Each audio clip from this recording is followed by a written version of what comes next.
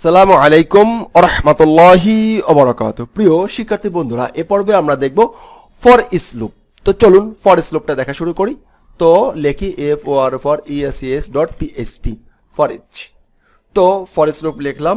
এখন এইখানে for each লুপের জন্য আমাদেরকে অবশ্যই একটা অ্যারে লাগবে, অ্যারে নিতে হবে। তো আমি সাধারণত একটা অ্যারে আবার নিয়ে নিলাম, ইনফো ইকুয়াল অ্যারে।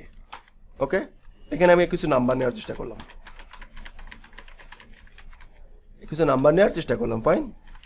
ওকে, এতগুলো অ্যারে আমার এখানে আছে, রাইট। এখন এই অ্যারেগুলো আমরা ফর ইচ এর মাধ্যমে কিভাবে শো করতে পারি, রাইট না? সেটার জন্য ফর ইচ, ফর ইচ একটা ফাংশন। এই ফাংশনের ভিতরে আমরা প্রথমে ইচ এই প্লুরাল ভ্যালুটা দিব। এরপরে আমাদেরকে অ্যাজ নামে একটা কিওয়ার্ড দিতে হবে। কিওয়ার্ড দিয়ে সিঙ্গেল ভ্যালু, সিঙ্গেল ভ্যালুটা দিব, মানে সিঙ্গেল ভেরিয়েবলটা দিব। আমাদেরকে সে কি করবে, প্রথমবারে সে ঘুরবে ইনফো থেকে এই এক নিয়ে এখানে রাখবে, তারপরে এবার এটা রাখবে, তারপরে এবার এটা রাখবে, তারপরে এবার এটা রাখবে, তারপরে এবার এটা রাখবে। শেষ হয়ে যাবে যখন, তখন সেটাকে ব্রেক মানে আউট হয়ে যাবে, তখন সে আউট হয়ে যাবে। এর আগে সে আউট হবে না। ইকো দেখেন সিঙ্গেল ভ্যালু ডট একটা বিআর দেই।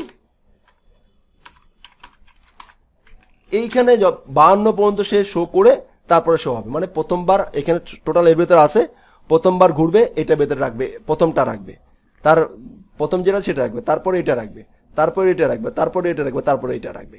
দেখি কিভাবে সে এক এক করে রাখে।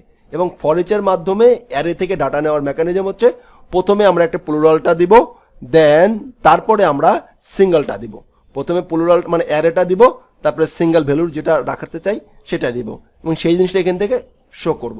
এটা হচ্ছে ইন্ডেক্সিং অ্যারের ক্ষেত্রে। হয়তো অ্যারেই তো জানলাম, আপনারা ইন্ডেক্সিং অ্যারে বলতেছেন, তারপর একটু জেনে নেই কেন হচ্ছে অ্যারে, ইন্ডেক্সিং অ্যারে বলা হয়। ওকে, এটা আমরা বিস্তারিত অনেক আলোচনা করবো, সমস্যা নেই। ফর ইচ, রাইট না? For each, each, for each. এ দেখেন 0, 1, 2 যেভাবে 52 পর্যন্ত আসছে, 52 পর্যন্ত শেষ করছে। এবারে আরো কিছু অ্যাড হয়ে যায়, বা এটা মানে অক্ষর অ্যাড হলো, তাও একই সাথে নিয়ে নেবে, সে শো করবে। শেষ পর্যন্ত সে শো না করা অন্তত ফর ইচ মানে পৌঁছানো, শেষ পর্যন্ত না পৌঁছানো পর্যন্ত সে ঘুরবে এই ডাটা থেকে এখানে এক এক করে দিবে। দিতে যখন তার তলা শূন্য হয়ে যাবে, যখন তার ঝুড়ি খালি হয়ে যাবে, তখন সে এখান থেকে এটাকে চেঞ্জ করে নিবে, রাইট? Absolutely right. ওকে, এখন আমরা আর একটা এক্সাম্পল দেখার চেষ্টা করবো এই পর্বে। এটা হচ্ছে অ্যাসোসিয়েটিভ অ্যারের মতন করে। অ্যাসোসিয়েটিভ অ্যারে জানি না, বাট বুঝি না, বাট একটু দেখে নেওয়ার চেষ্টা করি, কারণ যখন আমরা অ্যাসোসিয়েটিভ অ্যারে শিখবো তখন এই ফর ইচের এই বিষয়টা যেন আমাদের মাথায় থাকে। ওকে, এই বিষয়টা এখন আপনারা বুঝেও শিখতে পারেন, না বুঝেও একটু শিখতে পারেন। ওকে ওকে, কিভাবে এইটা একটু দেখেন। সে মনে করেন যে এস অ্যারে, প্রথমে একজনের নাম থাকবে, মনে করেন যে হাদি। আচ্ছা, এটা এখন দেখানো ঠিক হবে না, এটা ঠিক হবে না।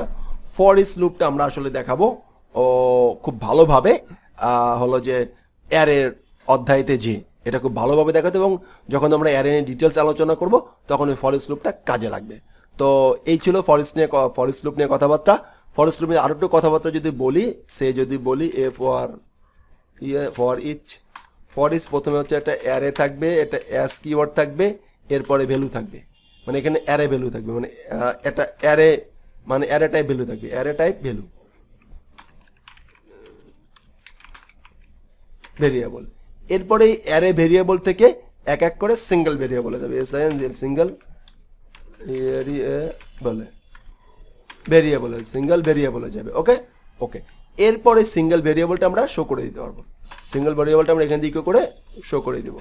এই হচ্ছে ফর ইচের ইন্ডেক্সিং অ্যারে শো করার মেকানিজম। বাট অ্যারে তো মূলত 3 প্রকার, indexing array, multidimensional array, associative array.